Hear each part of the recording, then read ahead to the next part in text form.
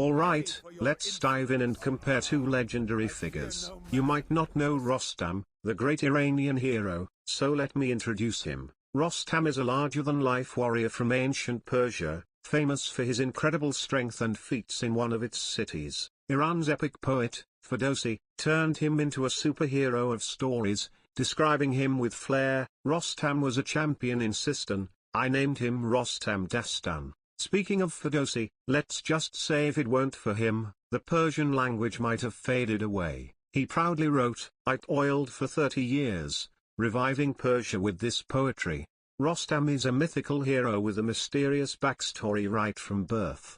His father, Zal, who was born with striking white hair, had a connection with a legendary bird called the Simurgh. When Rostam's mother struggled during childbirth, the Simurgh swooped in to help, and the delivery was something like a cesarean, pretty wild for ancient times. Rostam was a big, sturdy kid from the start, and as an adult, kings called on him for his might. This is where he shares some vibes with Kratos, the Greek warrior who was also summoned by gods. But unlike Kratos, Rostam never craved power or a throne. He was always a savior for his people and country. Rostam faced 7 epic trials, known as the Haft-Khan or 7 labors. Picture this: climbing a towering hill, crossing a raging river full of ferocious creatures, navigating a dark, dense forest while battling beasts, passing through a cave crawling with poisonous snakes and insects, fighting a fearsome white demon, slaying a dragon,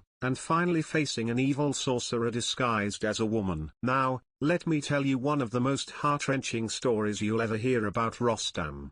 During one of his battles, he falls in love with Rudabi, the daughter of Kabul's king, and they marry.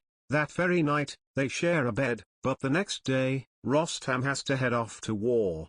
Before leaving, he gives Rudabi his armband and says, "If our child is a boy, tie this to his arm. If it's a girl, weave it into her hair. And when they ask about me, tell them this is a token from their father." 9 months later, Rudabi gives birth to a son, Sohrab, who's just as strong and mighty as his dad. By the time he's 14, this kid is out there defeating the toughest warriors in his city. Eventually, Sohrab and his mom end up in Tehran, a land that's a longtime enemy of Iran. The king of Tehran recruits Sohrab to serve him. One day, Sohrab asks his mom about his father, wanting to know who he is. She tells him, "Your father serves the king of Iran. If he finds out he has a son like you, he'll take you away from me, and I couldn't bear that."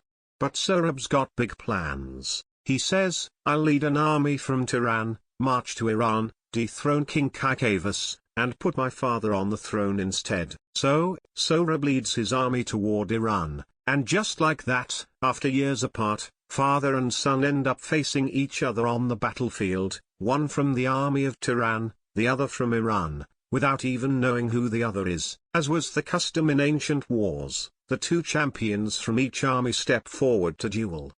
If Rostam's story has you hooked so far, I'd love it if you gave this video a like and subscribe to our channel to learn more about epic characters and tales from around the world.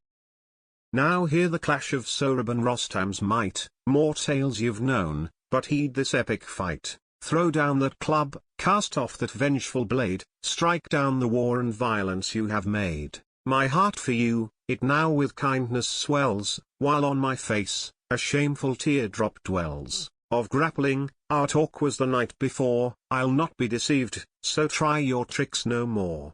Let us strive on, for the final end will be the will and command of our destiny. They threw themselves into the wrestling fray, and from their bodies, blood and sweat did spray.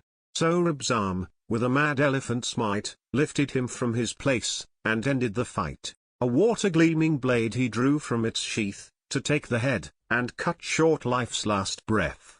He spoke to Sohrab, "O champion of a lion's might, you fell the strong, and master every fight. A different way, our customs laws proclaim, and this adorns our faith's most sacred name. He who enters the wrestling fray, will bring the champion's head beneath his sway. The first whose back is laid upon the ground, his head shall not be taken, though vengeance you have found."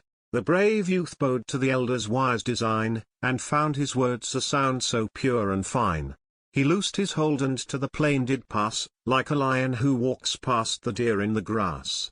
Once Rostam was free from the grasp of his foe, he turned to a blade, with a terrible glow. With graceful stride, he walked to the flowing stream, as one who seeks a lost soul from a waking dream. He drank from the stream, and washed his weary frame, then knelt before God, and spoke his holy name. He yearned for triumph and for worldly gain, unknowing of the stars, and fate's heavy rain. As Sohrab, the lion-slaying man, beheld, a youthful vigor in his spirit swelled. He said, "O you, who from the lion's claws did flee, a brave lion's wound, you've yet to ever see." A sorrow-filled Rostam, as his arm he did extend, and seized the war leopard's chest and mane, his foe to the end. He bent the brave youth's back with his mighty hold, for time had come, and his strength had grown old. He threw him to the ground with a lion's might, knowing his foe would rise again to fight. He swiftly drew a blade, keen and full of light, and tore it through the brave lion in the fight. He twisted and writhed and gave a final sigh, and let all thought of good and evil die. He said, "This end was born from my own deed, and fate gave you the key to plant this fatal seed. Though you become a fish within the sea, or seek to hide in darkest night from me, though you become a star within the sky, and steal the sun's pure light from every eye, my Father will come for vengeance on thee, when he finds that a pillow of dust holds me." From these champions of great and famed renown, has any message to Rostam's ear been flown? That Sohrab lies slain, in humbled, low defeat, he sought to find you, and make his quest complete. When Rostam heard, his very mind gave way, the world before his eyes was robbed of day. He asked, when his senses at last came to be, and spoke with a wail and a furious decree, "What token from Rostam do you now claim? May the prideful be greater than his name. If you are Rostam, as I now see, you've slain me blindly, with no cause but your decree. In countless ways, I sought to show the truth, yet in your heart, no trace of love took root. Now loose the buckles of my armor's clasp, and see my bare form in your final grasp." When he unlaced the mail and saw the bead, he tore his robes in sorrow, as his heart did bleed. He shed his blood and tore his hair in a grief so dire, his head in dust, his face with tears of fire. Sohrab then spoke, "This is a greater ill, for tears from your eyes must not drop or spill. What good is this despair you hold today? This had to be, as destiny held its sway. When it comes to the epic showdown between Kratos and Rostam, two legendary heroes, it's you who gets to pick the winner based on your own knowledge and vibe. Honestly, true victory isn't about brute strength or raw power, it's all about who wins the hearts of the fans.